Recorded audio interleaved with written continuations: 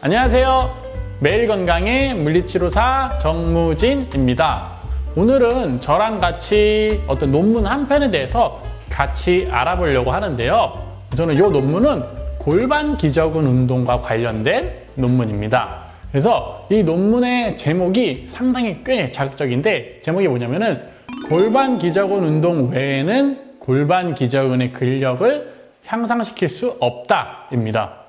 꽤 도발적이기도 하고 꽤 공격적인 제목이기도 하죠. 그래서 오늘은 이 논문에 대해서 정말로 그러한지 저와 함께 같이 알아보러 출발하시죠.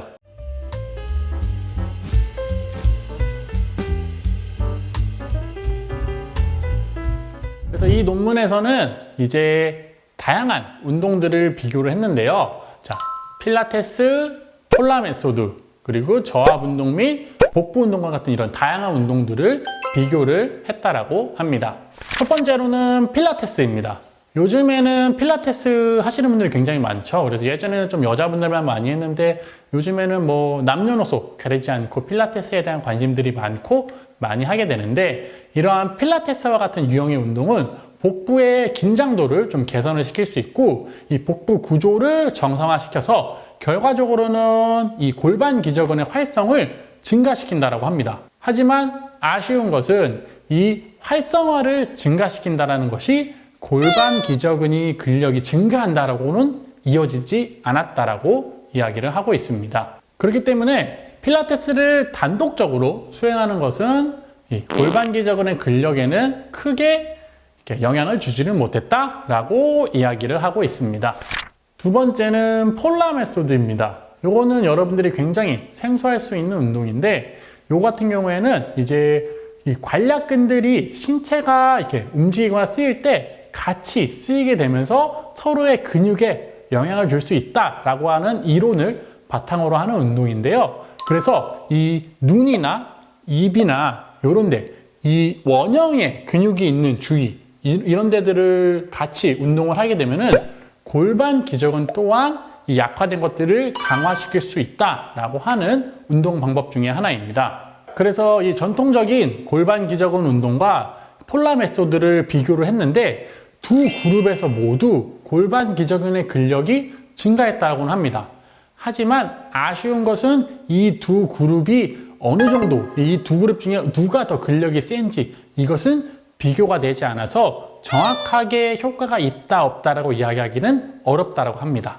그리고 또한 어떤 다른 논문에서는 이 폴라 메소드가 골반 기저근에 큰 영향을 주지 못했다라고 하는 논문들도 존재하게 됩니다.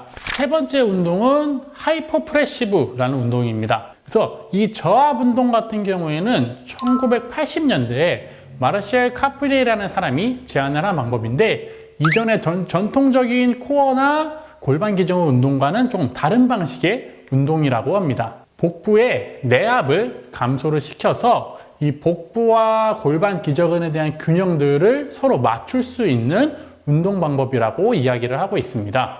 그래서 여기에는 총 2개의 연구가 있었는데요. 결국에는 이 골반 기저근 운동이 저압 운동보다는 우수했다라고 하면서 저압 운동이 이 골반 기저근의 근력을 향상시키지 못했다라고 이야기를 하고 있습니다. 자, 그래서 이 논문의 결론에서 이야기하는 것은 이용 가능한 여러 연구들을 조합을 했을 때 이 골반 기저근 운동 대신에 대체 운동을 선택하는 것들이 그렇게 효과적이지 못하다라고 이야기를 하고 있습니다. 그래서 골반 기저근 운동이 골반 기저근의 근력을 향상시킬 수 있는 가장 표준화된 운동이라고 이야기를 하고 있습니다.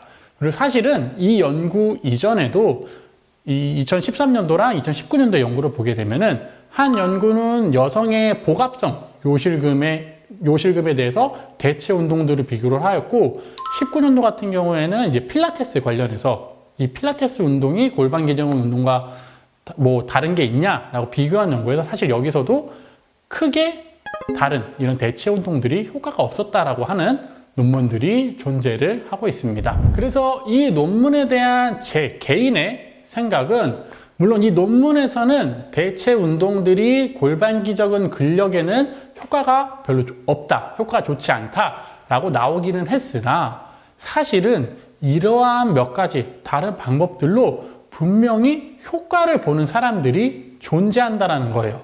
그렇기 때문에 완전히 무시하기는 어려울 수 있다. 하지만 가장 중요한 것은 골반 기저근 운동이 골반 기저근 근력을 향상시킬 수 있는 가장 표준화되고 검증된 방법이라는 겁니다. 그래서 제 생각은 사실은 만약에 여러분들이 이 골반 기저근 운동 외에 다른 대체 운동들을 하고 있다고 한다면 그것을 중단하거나 그럴 필요는 없다라고 생각을 합니다. 왜냐하면 그것들로 이미 여러분들이 만약에 효과를 보시고 계시다면요. 대신에 여러분들이 기억하셔야 되는 것들은 목적이 뭐냐라는 겁니다. 내가 단순히 어떤 다른 능력들을 향상시키기 위해서인지 아니면 내 골반 기저근을 조금 더 잘 쓰고 근력을 향상시키기 위해서인지를 여러분들이 잘 생각을 하셔야 됩니다.